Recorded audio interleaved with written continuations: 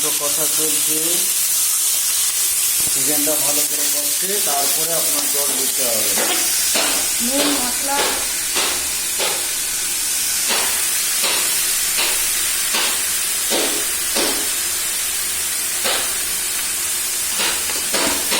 নুন দেওয়া হয়ে গেল। এইবার আপনার ভালো করে ভেজে এই আপনার মশলা যাচ্ছে, হলুদ, জিরে বাটা, এই আপনার মিক্সির মশলা দেওয়া হচ্ছে।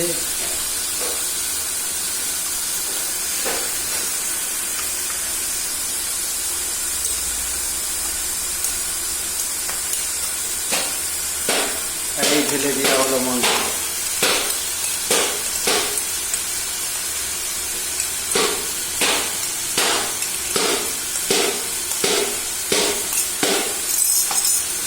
এই ঢেলে দেওয়া হলো। এবার কষাকষি চলছে, এটাকে বেশ ভালো করে কষতে হবে। ভালো করে কষে এই দেখুন, এই তো হালকা তেল ছেড়েছে মাংসটা।